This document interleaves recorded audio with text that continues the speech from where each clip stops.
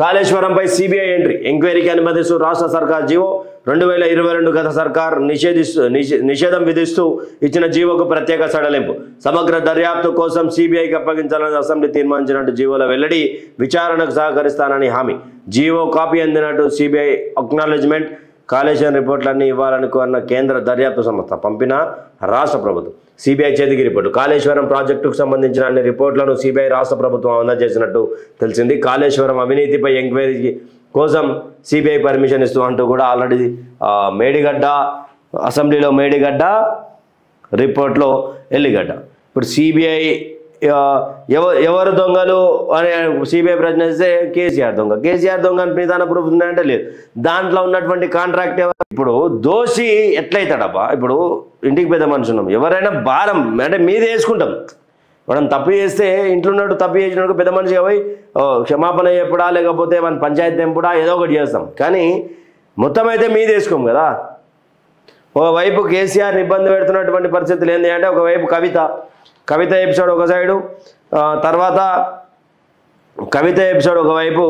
మరొక ఇక్కడ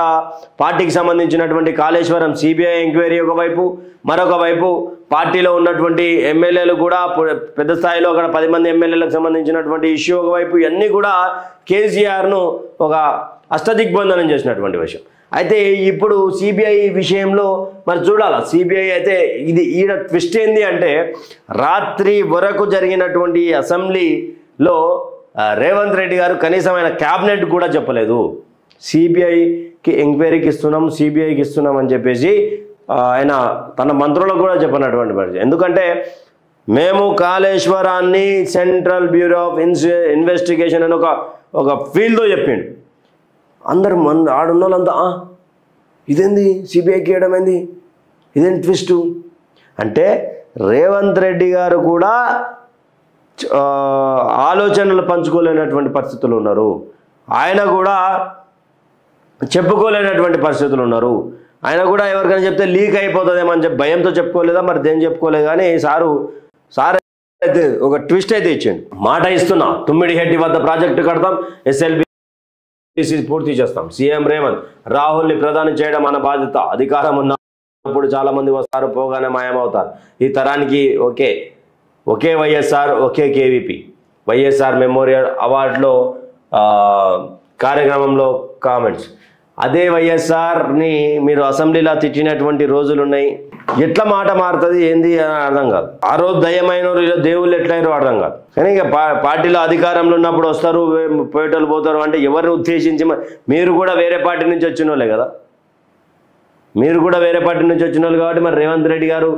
అంటే అధికారం వచ్చినటువంటి 10 మంది ఎమ్మెల్యేలను అభివర్ణిస్తూ వాళ్ళను టార్గెట్ చేస్తూ మాట్లాడుతున్నారా లేకపోతే ఏ విధంగా మరి ఈరోజు అధికారంలోకి వచ్చి అంటే 10 మందిని ప్లస్ వచ్చినటువంటి ఎమ్మెల్సీలను వీళ్ళందరినీ కూడా ఇంకా మరి ఆయనకేదా తుమ్మిడిహెట్టి వద్ద ప్రాజెక్టు కడతాం తుమ్మిడిహెట్టి వద్ద కట్టడానికి ఛాన్సే లేదు మహారాష్ట్ర గవర్నమెంట్ ఒప్పుకుంటుందా ఫస్ట్ మహారాష్ట్ర గవర్నమెంట్ ఒప్పుకుంటే ఎంతమందిని ఎన్ని గ్రామాలు మునిగిపోతాయి అసలు ప్రాజెక్ట్ కట్టడానికి అక్కడ ఉన్నటువంటి గవర్నమెంట్ మీకు సహకరిస్తుందా అన్నీ పెద్ద క్వశ్చన్ మార్క్ అయినాయి మీరు కడతా అంటే అసలు ఏ విధంగా అసలు ఆ టీఎంసీ రేంజ్ ఎంత అసలు మేడిగడ్డ ఎందుకు నువ్వు అంటున్నారో అర్థం కాదు కేవలం వీళ్ళు కాంగ్రెస్ పార్టీ ప్రభుత్వం వచ్చిన తర్వాత వీళ్ళు ఏదైనా చేయాలి కదా ఏదన్నా వీళ్ళ పేరు మీద ఒకటి ఉండాలి కదా ఏం కట్టిరా కాంగ్రెస్ వాళ్ళు తుమ్మిడిహెట్టి కట్టిరని చెప్పుకోవడానికి తుమ్మిడిహెట్టిని కడతాం అంటారు కానీ తుమ్మిడిహెట్టి కట్టడానికే కాదు అంటే దాన్ని ఏమంటారు తుమ్మిడిహెట్టి మీద ప్రేమ ఉండి కాదు ఆ ప్రజల మీద ప్రేమ ఉండి కాదు వీళ్ళకంటే ఒక గుర్తింపు ఉండాలి కాబట్టి